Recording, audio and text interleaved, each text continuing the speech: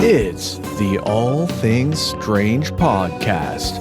We are your hosts, Agent Anderson and Agent Ether. Come along as we examine UFO sightings, conspiracies, and all things strange. You can find all of our wonderful links in the description on the Linktree, where you can find our Patreon, our merchandise, our Discord, and more. This week's episode, Spontaneous Human Combustion. Well, now, this can be a gruesome topic. Yeah, just a warning to everybody listening before we get started.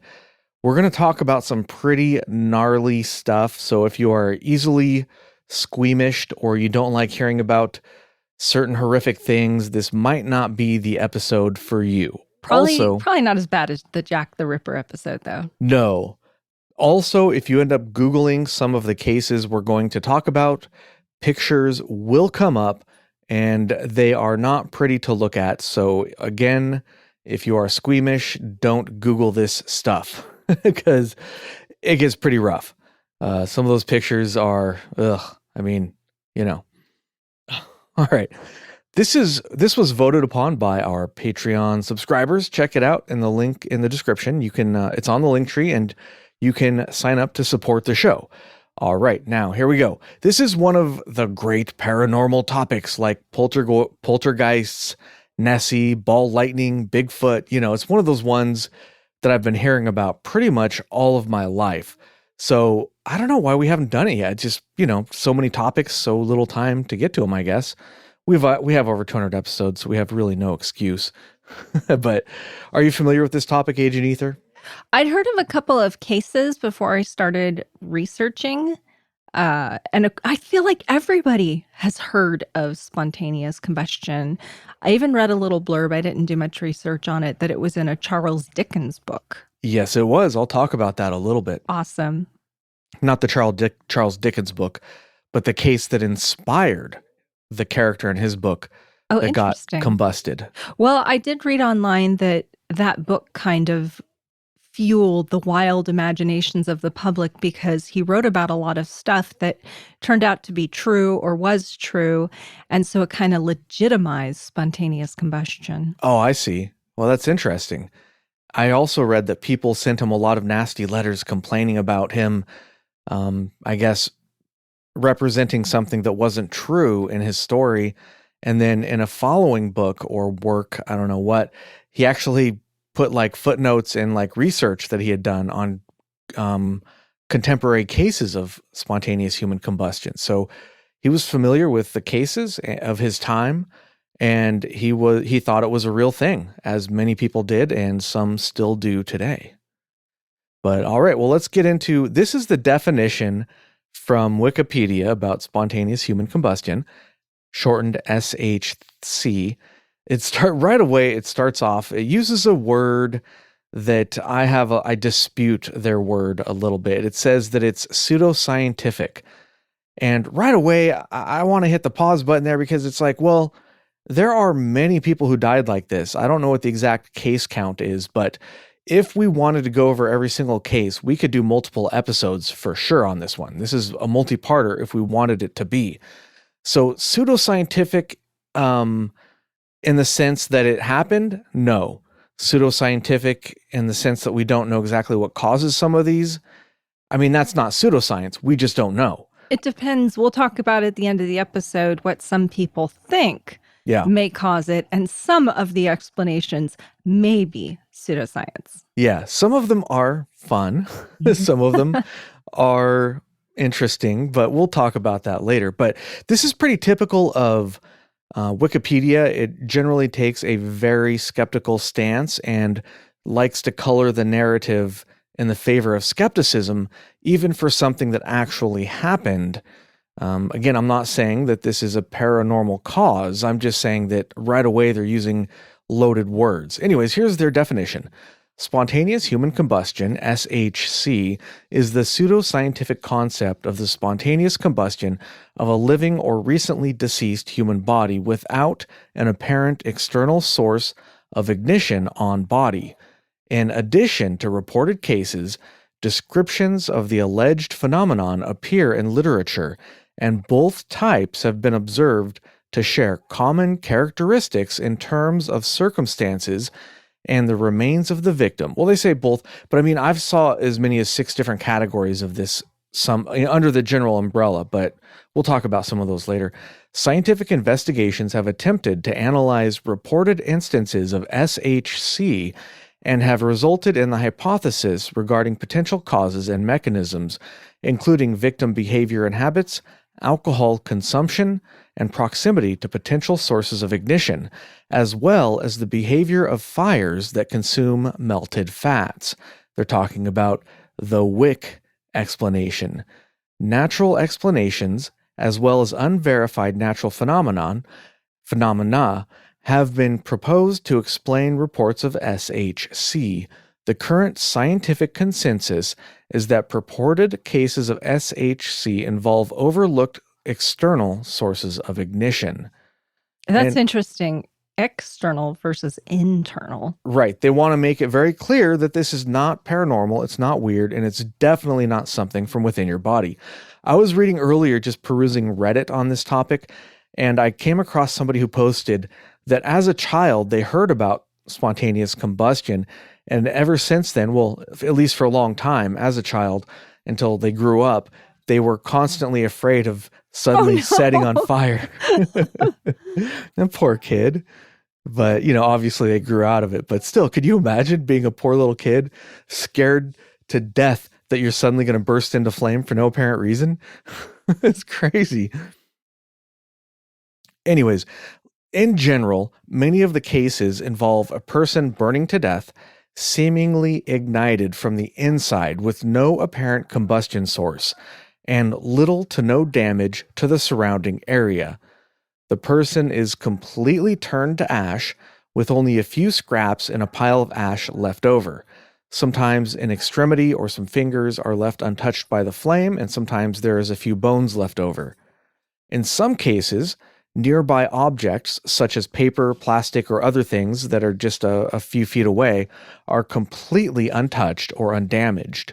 Sometimes, if it happens when they're in bed, the sheets underneath of them or the blankets that were covering them or whatever, those things are completely untouched by the flames, or at least they have a little bit of soot on them, but they're not flame damaged, like they didn't look like they caught on fire.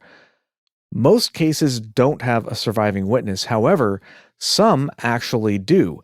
There are both cases where witnesses saw somebody caught on fire, and there are cases where people caught on fire and lived to tell the tale.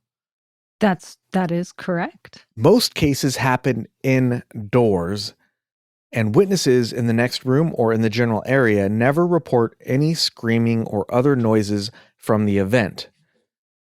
There have been a couple of survivors, like I said, but the reported survivors said that they have no idea what happened to them. They just suddenly find themselves aflame for no apparent reason. Some people have developed burns on specific areas in their body with no apparent cause. They'll have an area that starts to hurt or feel uncomfortable, and then it grows into pain, and then they find that there are burns on their body. Some people have exhibited smoke coming from their bodies with no apparent flames. And this is interesting because have you ever lit something on fire like butane or something? Especially during the day, the flames can be very difficult to see because of the color of the flame. That might be a possible clue. I don't know. In the Victorian era, it was believed alcoholism caused it because science. But everyone, men, women, and children, were alcoholics back then. For example, they used to give children alcohol and get them drunk and send them up chimneys to clean them. that was a thing, apparently. So a lot of alcohol consumption back then, especially. Well, didn't you know that's why they had prohibition, fear of spontaneous human combustion? That actually was one of the things they used to speak out against alcoholism. That is true, actually. It sounds wild, but you are absolutely correct. I read that as well. All right, so that's just a little intro I did. In a bit, we'll look at some specific cases, but did you have anything to add to that intro before we get started on the cases? Did you want me to talk about spontaneous combustion in general? Yeah, sure. All right. So spontaneous combustion, not human spontaneous combustion, but general combustion, is the outbreak of a fire without application from an external heat source. For example, if you have a lot of coal stored together or oily rags, you can get this process of bacterial fermentation. And then if the heat is not allowed to escape, if there's like a large pile of coal and it starts from the center of the pile, then the temperature just keeps rising inside until it reaches its ignition point and a fire starts. And that's why crops are actually dried out before storage, and then they circulate air throughout the facility to prevent that bacterial fermentation. And that's a way spontaneous combustion can occur. Interesting. There's actually 3 ways you get spontaneous heating, which is the first way and has to do with oxidation. You have pyrophoricity and then hypergolic reactions. So in pyrophoricity, there's liquids and gases that naturally combust when exposed to air or human conditions. And an example of this is TEB, which is triethylborane, which is used to ignite jet fuel. Interesting. There's also rocket propulsion, like rocket propellants, that are strongly reactive to the fuel and can be the cause of explosions during rocket launches. So those are kind of the 3 types of natural, spontaneous combustion that happens in nature. So you're saying people are rockets? No, I think the first definition, the first example with oxidation and hydrocarbons is probably most closely related to human combustion, if there was an explanation. Well, it's interesting because we do have examples from nature where there is spontaneous combustion. Right. Whether or not we can tie that to these cases is another matter, but it does happen. So that does open the door for a unique possibility for a solution there. All right, let's look at some specific cases. The earliest case I could find was from Milan, Italy. Now, I did see some references to some cases from the Bible, but those are generally not considered to be under the same umbrella because stuff in the Bible you can't necessarily take literally. So I didn't really look those up. So the earliest, I would say, modern case happened in Milan, Italy in 1470. I also saw a different date for that, but I don't know exactly which one's correct, so we'll go with 1470. I don't know the exact date of that, and it was reported in Historium oh my gosh, look at this, Anatomicarum Rarium by Thomas Bartholin. I should have practiced that ahead of time. That wasn't bad. Oh yeah, I'm kind of making it up though. I don't think I included. There's a lot more vowels there that I skipped. Anyways, it was reported in that book by Thomas Bartholin, and it's about somebody, a knight named Polonus Vorstius, who was drinking wine with his parents when he burped flames and caught on fire. He was completely consumed by the flames, leaving very little remains. I'm just picturing that now. Yeah, so you shouldn't drink wine, I guess. I don't know. I guess not. That's pretty much all I could find on the case. It's not well documented, and a lot of people don't really consider it to be an actual literal case. It sounds like folklore. Yeah, people think it's more along the lines of folklore, but we don't really know. That we just have a surviving remnant of a case, and we don't know anything else about it, really. Maybe there's more to it, but I certainly wasn't able to find it. What was his name? His name was Polonus Vorstius. We're going to call him Polly. His friends are like, Polly set himself on fire the other day. Dumbass. Polonus Vorstius. Or Polly. Yeah, Polly. Polly's a good name. That's a good nickname. Sort of like Roly Poly? No. No? Okay. Anyways, the next case I have is from 1731. This is the case that inspired Charles Dickens, or so it's said, but Dickens was aware of many contemporary cases, So it's not sure if this was the only case that inspired him or probably just one of many. So I found a translation from back in the day from a dude, Paolo Rowley, Paolo, Paulo Rowley, Rolli. And here is the translation. The Countess Corellia Bandy, in the 62nd year of her age, was all day as well as she used to be, but at night was observed, when at supper, dull and heavy. She retired, was put to bed, where she passed 3 hours and more in familiar discourses with her maid, and in some prayers. At last falling asleep, the door was shut. And then the next morning, the maid noticed that she hadn't come as usual, so she went to try to wake her up, and she yelled by the door, said, "Hey, are you in there?" or whatever, and did not get an answer. So she went outside and opened a window, and then when she did, she looked in the room and she saw, back to the translation, 4 feet distant from the bed, there was a heap of ashes, 2 legs untouched from the foot to the knee, with their stockings on. Between them was the lady's head, whose brains, half of the back part of the skull, and the whole chin were burnt to ashes, Ew. amongst which were found 3 fingers blackened. All the rest was ashes, which had this particular quality, that they left in the hand, when taken up, a greasy and stinking moisture. The bed received, see, that's weird. Like that indicates perhaps some sort of chemical nature, right? A lot of the descriptions that I read were greasy remnants. Yeah, that's interesting. The bed received no damage. The blankets and sheets were only raised on one side, as when a person rises up from it or goes in. So maybe she was like laying in bed, something happened, so she got out of bed and then boom, bursts into flame. The whole furniture, as well as the bed, was spread over with moist and ash-colored soot, which had penetrated the chest of drawers, even to foul the linen.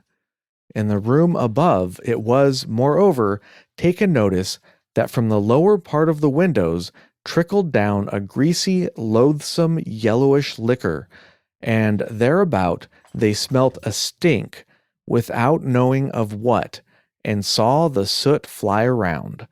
Such an effect was not produced by the light of the oil lamp or any candles, because common fire, even in a pile, does not consume a body to such a degree, and would have besides spread itself to the goods of the chamber, more combustible than a human body. The fire was caused in the entrails of the body by inflamed effluvia of her blood, by juices and fermentations in the stomach, by the many combustible matters which are abundant in living bodies for the uses of life, and finally by the fiery evaporations which exhale from the settlings of spirit of wine, brandies, and other hot liquors in the tunica villosa, or inner lining of the stomach, and other adipose or fat membranes.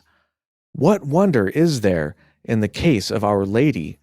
Her dullness before going to bed was an effect of too much heat concentrated in her breast, which hindered the perspiration through the pores of her body, which is calculated to about 40 ounces per night. Her ashes, found at 4 feet distance from her bed, are a plain argument that she, by natural instinct, rose up to cool her heat, and perhaps was going to open a window. The old lady was used, when she felt herself indisposed, to bathe all her body with camphorated spirit of wine, and she did it perhaps that very night. So camphorate, I looked that up, and that's basically like an alcohol rub that you put on yourself. Why?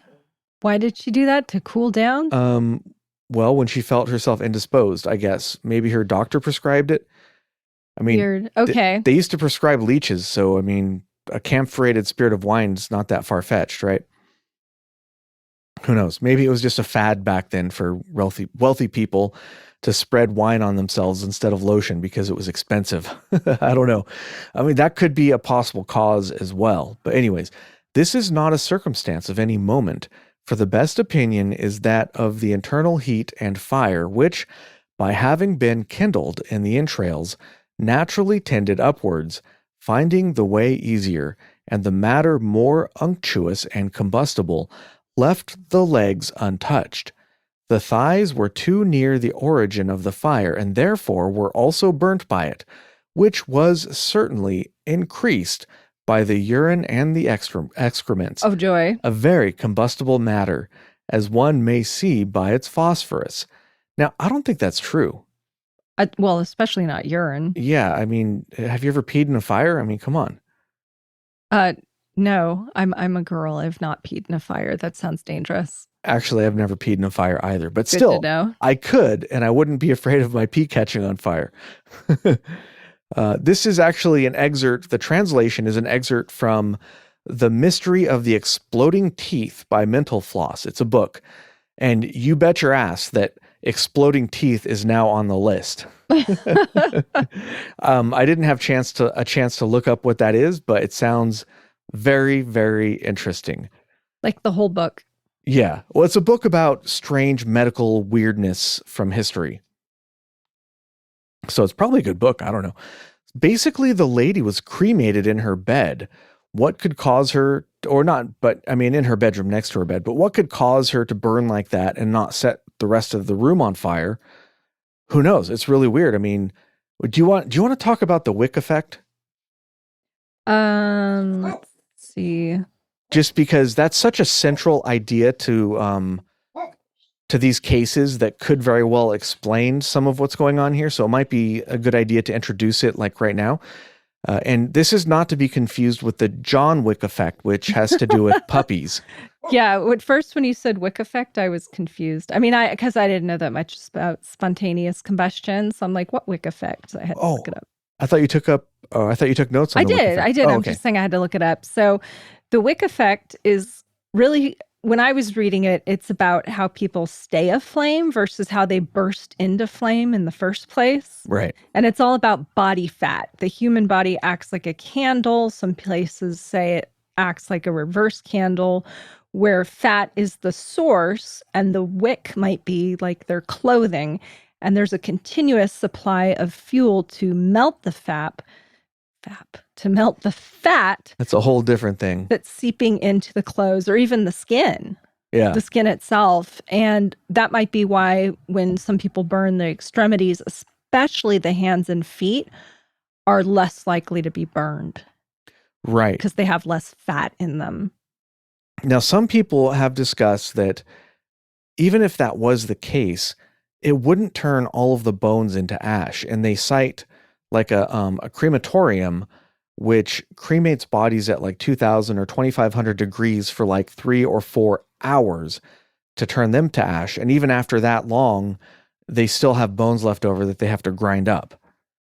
Well, there were some experiments that were done. Did you want me to talk about that? Well, let's wait to the end for the experiments. Okay. Maybe after some of the case files, because I just wanted to throw out there the wick effect, because we're probably going to talk about it during the cases when we're discussing the cases. Because, like, could this be caused by the wick effect? Maybe, but even if somebody was burning like that, you'd think that in some of these cases they would set the entire room on fire, but they don't. Just the person burns and nothing else. Like I said earlier, even sometimes there's paper just, a couple feet away that stays completely intact. And you think they'd wake up. Yes. That's what blows my mind is in most of these cases, they just, with witnesses in the house, there's no noise. Yeah, it's so weird. In 1944, Peter Jones survived a combustion experience and said that there was no sensation of heat and no flames. He only saw smoke and felt no pain. Did you talk about that one? I have James Hamilton and Jack Angel. Are those your survivors? Yeah. Do you want to do those? Sure. Okay. So James Hamilton was a known survivor of spontaneous combustion. He was a professor of mathematics at the university in Nashville, Tennessee. In January of 1835, some sources say he was standing in his house. Others report he was sitting in his bed when he, quote, felt a steady pain like a hornet sting, accompanied by a sensation of heat, unquote. He looked down at the flame, and it was, quote, about the size of a dime in diameter and somewhat flattened at the tip. And some reports say it was about 10 inches high from his pant leg. Dang. He actually tried to put it out with his hands, which did not work. So he's like patting at his pant leg, trying to put it out before he finally cupped his hands around the flame and successfully put it out, thinking about how fire related to oxygen. What a scary experience. Yes, for sure. Yeah. And then we also there's an American, Jack Angel, who survived during his sleep in November of 74. This is 1974, while in a parking lot in a suburb of Savannah, Georgia. He went to sleep in his trailer home. So he's in a trailer. He fell asleep and then woke up 4 days later with charred right arms and minor burns to his chest, legs, and back. He said he was unconscious all the time and did not feel any pain, and there were no traces of fire in the van. This was actually reported by Larry Arnold of A Blaze, and he said that he woke up with a burn on his hand so bad it needed amputation. What? Yeah. In addition, there were holes in his chest and various burns across his groin, back, and legs, as I said, but his clothing was also unaffected. And according to Arnold, Angel said the doctor told him that the fire started internally and claimed that he was the only person in history to survive SHC. That's crazy. Yes. Those are the two cases that I found on survivors. And that's really interesting. There are more cases of survivors, but we only have those for you. There's whatever we're talking about, this is only a small fraction of the number of cases out there. So if you want to know more, check it out, because there is a lot to this. But don't use the Google machine. They just got hit with an antitrust lawsuit for their search engine. So try DuckDuckGo or something. Which I find interesting. I didn't look into that case, but you can use any search engine that you want. Right, I agree. So if they want to do search engine optimization, like, why should that affect you? Go use a different engine. Yeah, it's not Google's fault that they're really successful at this. You know, you could use DuckDuckGo. Ask Jeeves is still probably out there. Dogpile. Jeeves, you're old. It's still out there, I'm pretty sure. But what was that, Agent Redacted? He said it's a news website. Oh, is it? Okay. Oh, no more Ask Jeeves. That's a bummer. That's what I'm saying. Your age is showing. You better button it, right? What? I'm old. Who cares? It's not a big secret. It's not like we do the live show and people look at me and they go, oh my God. He's not 20 at all. I thought he was 22. I mean, I'm not too worried about that. Hey, I am what I am, not a big deal. But yeah, I don't understand that case at all. It doesn't make any sense to me. But anyways, back to the case. The next one I have is one of the bigger ones that is often cited in this kind of a thing. Mary Reeser. You didn't take notes on this one, did you? No, but that was the big one. Yeah, that's one of the big ones, yeah.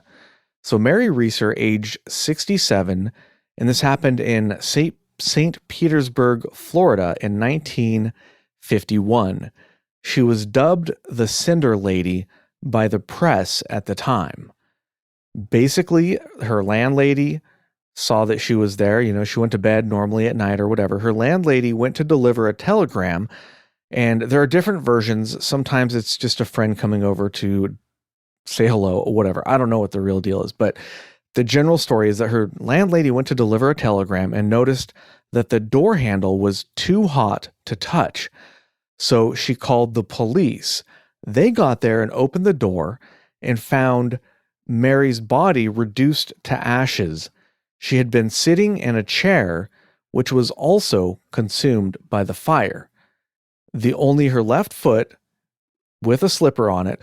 Her spine, in one case, I saw that it had a little bit of liver attached, but only in one description. So I don't know how accurate that is. But anyways, her spine and part of her skull. That's all that was left. Everything else was a pile of ash that reported to weigh about 10 pounds, is just sitting on the floor. And this was contained in about a 4-foot circle of like blackened area. And outside of that area, nothing was damaged at all. There was no damage to her apartment or furniture or anything else. And one report I found said that her skull was found shrunken to the size of a teacup or baseball, but I think we can chalk that up to sensational journalism, because how is fire going to shrink your skull? That doesn't make sense.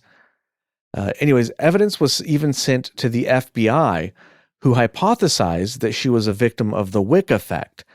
They think that she fell asleep while smoking and a lit cigarette caused the flame. But it's still a really weird case. Like, why was there no damage to the surrounding area? In order for it to be hot enough to turn all of her into ash, except for a couple of bits, it would have been extremely hot. So why was nothing else really damaged except for her and the chair?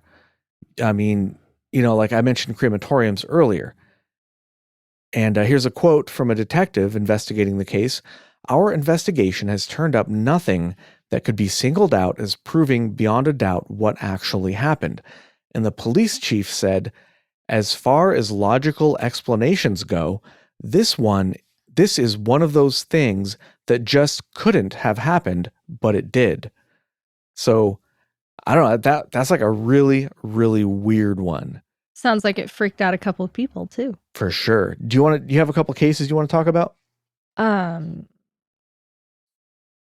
I have the experiments and then causes. Okay, so I have another real quick one here, and then we'll get into some other stuff.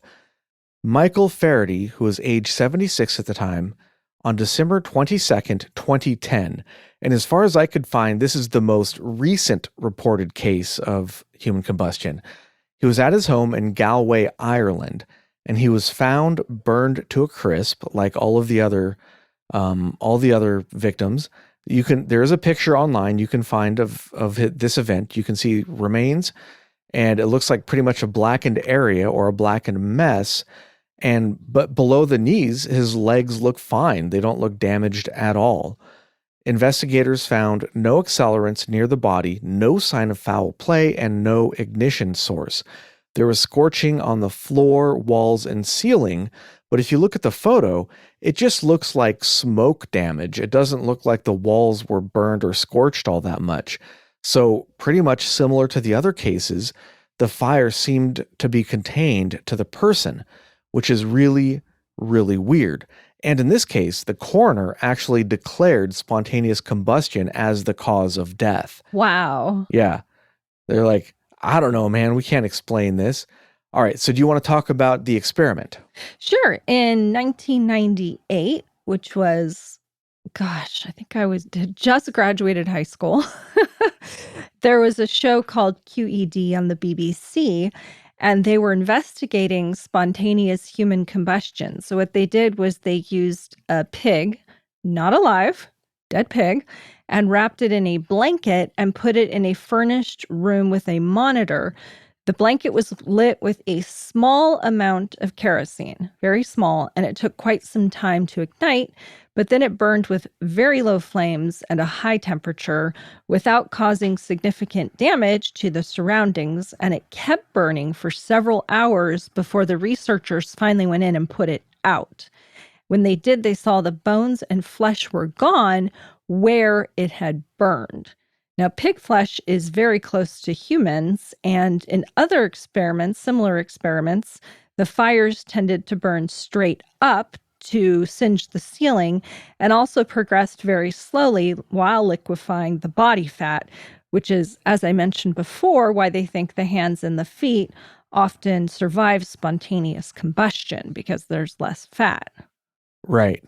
There was an earlier experiment in 1963, the Leeds case, where a small portion of human fat was wrapped in cloth to simulate clothing, and a Bunsen burner flame was applied to the quote-unquote candle. Due to the high water content of the fat, the flame had to be held over the human flesh for a minute before it would catch fire. And I quote, "One end of the candle was ignited by a Bunsen flame, the fat catching fire after about a minute.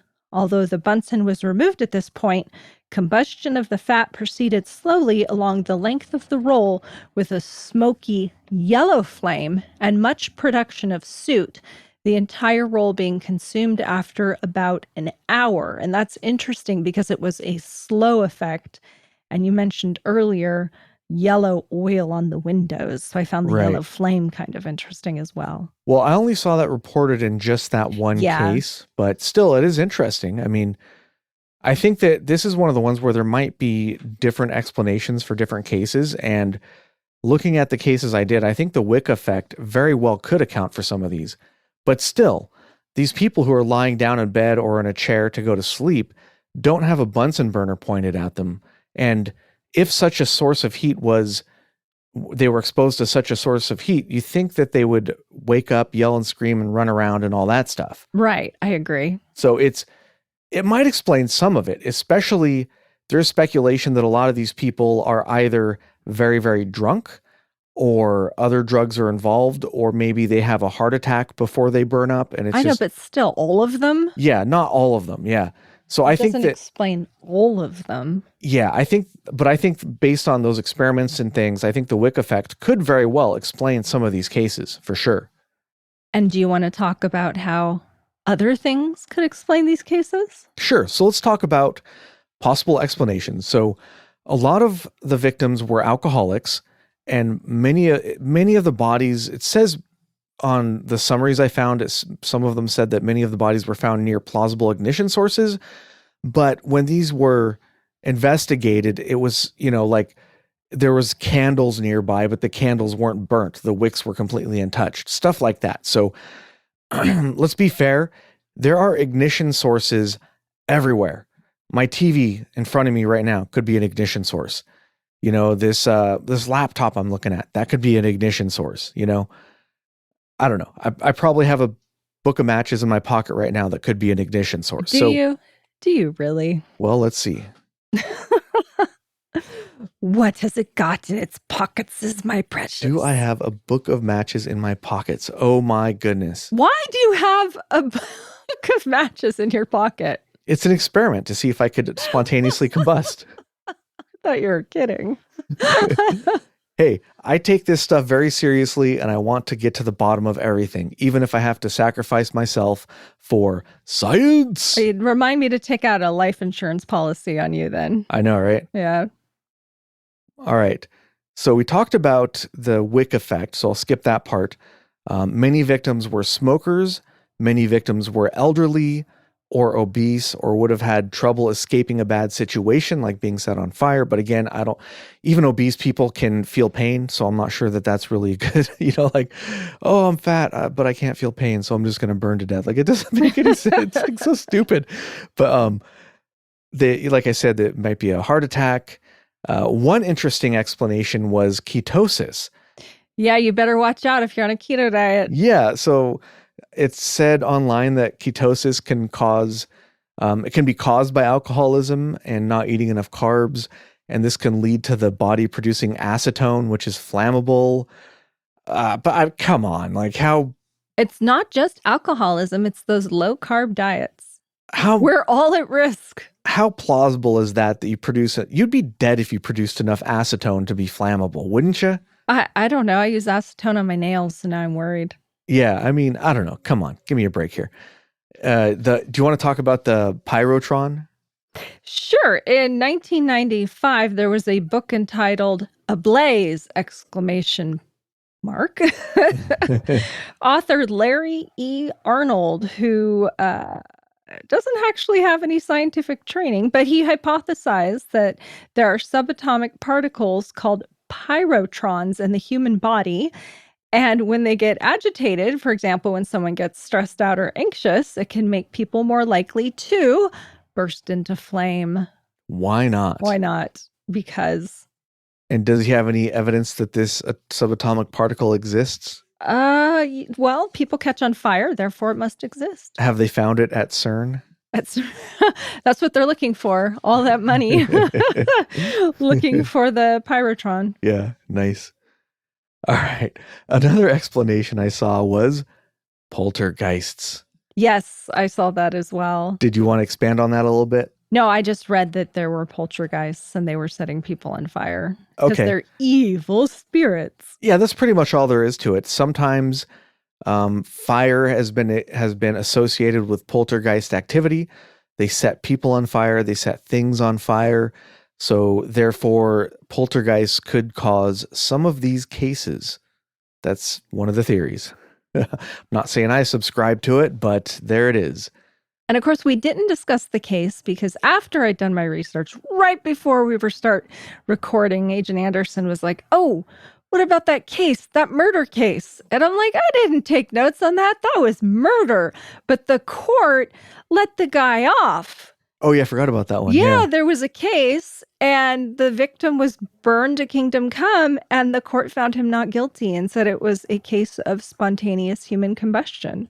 Yeah, it was a woman, I think it was his wife, and she was apparently a heavy alcoholic, and she was sleeping on a straw mattress. So, does that sound comfortable to you, a straw mattress? That's what people used to sleep on. Yeah. It depends on the date. I don't know. But so she was sleeping on a straw mattress. She burned up, and his lawyer's defense was spontaneous combustion, and he got off.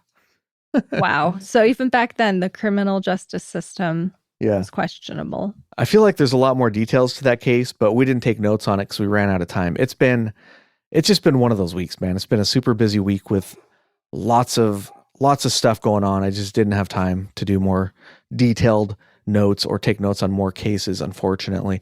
Other right. explanations. Other explanations. Ball lightning. Do you have anything on this one? Well, I'm trying to imagine somebody getting struck indoors by ball lightning. Well, I started taking notes on this because I wanted to do ball lightning as a bonus episode last week, but I just ran out of time. And people have reported ball lightning coming through a window and bouncing around the room before fizzling out or exploding leaving a smell of sulfur. They've reported ball lightning from the size of a pea up to 15 feet in diameter. I don't know. Like, imagine if ball lightning is similar to a lightning strike. If a 10-foot diameter ball of lightning rolled over somebody, it very well could cause what's being described. Paint me skeptical.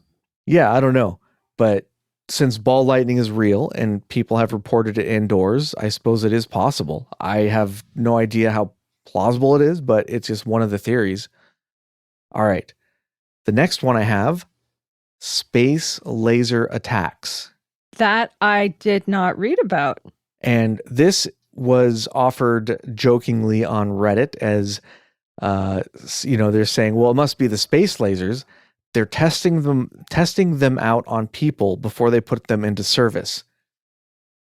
Okay, modern spontaneous combustion caused by space lasers. And that's why they haven't been reported recently in the last 15 years or so, because they deployed their space lasers and they don't need to test them anymore. So they haven't had to burn up any more people.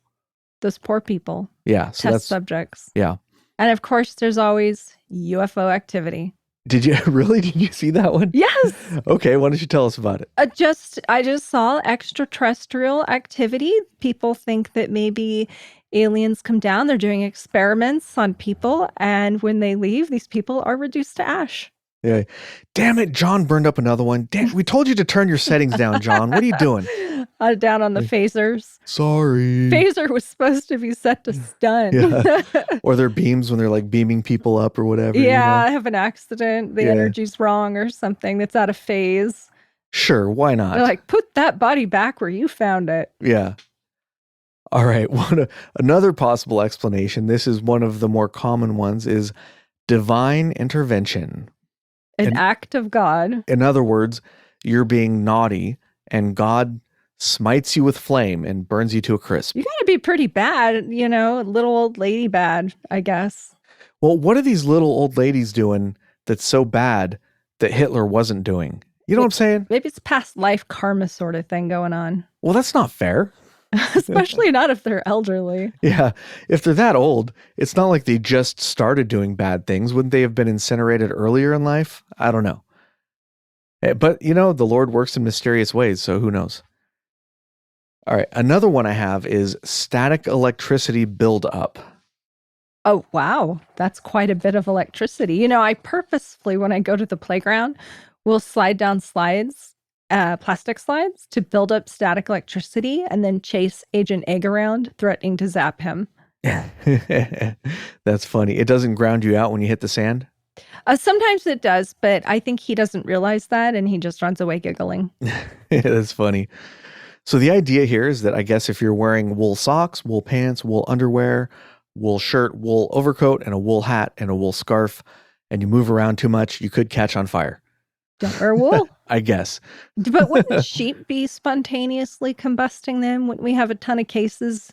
Poor little sheep. Well, we do, but animal combustion is a whole different case file. Oh, okay. That actually, believe it or not, that is a thing. I didn't look into it because I just didn't have time, but that I did come across some cases of animal combustion. Are they sheep, though?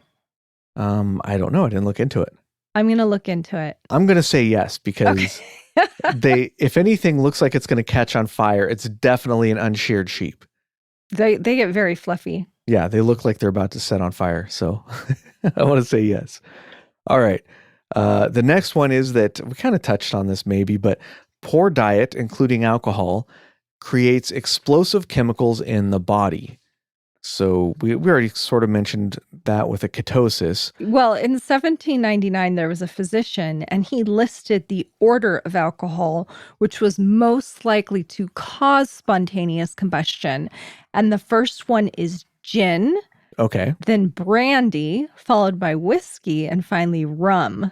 Oh, gotta stay away from those. Those pirates better watch out. Yeah. I don't think pirates drink too much gin, though, so they're probably fine. No, they drink the rum, so less likely. And they're surrounded by water all the time. So they're good. Yeah, they're fine.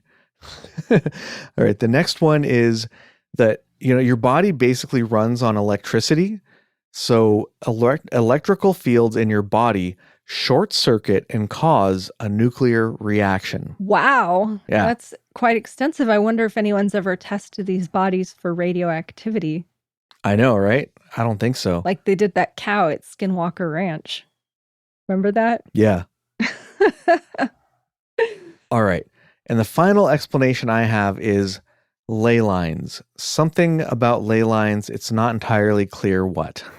Well, you mentioned the electricity in the body, and that made me think of ley lines. So what about that? Well, how about that? Yeah, so there you go. So those are the explanations I had, and that is the extent of my notes. Do you have anything else you wanted to talk about, Agent Ether? No, I found this whole topic very fascinating, if not a bit gruesome, and I hope I never catch on fire. My deepest fear when I was a child was not fire, but quicksand. Oh, no. Too much movies, I suppose. Yeah. I was very worried when I was younger, and I remember in school being given instructions for how to survive being in quicksand. I don't know why that was necessary. Yeah, because where did you go to school? In Germany? Yeah, in Germany. Yeah, because they got a ton of quicksand. In Germany or something, yeah. Right. But I remember being told to try and float and not to struggle. Like, where did I learn that from? That is so random.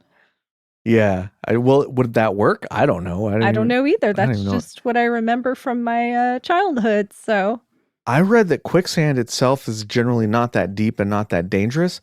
It's when you're walking on like a sand dune and there's like a pocket of air and then you like fall down and then you could fall down like 10 feet and then all the sand on top of you collapses into the pocket of air.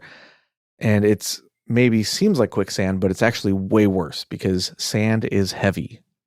That reminds me of The Princess Bride. Yep. That sounds like, what did they call it? The quicksand or lightning sand? Yeah, and then the rodents of unusual size. Love that movie. Yeah, it's pretty fun. All right, well, that's all I have in my notes for today. All right, well, I guess that's all we got for you this time. Thank you so much for listening, and until next time, keep it strange.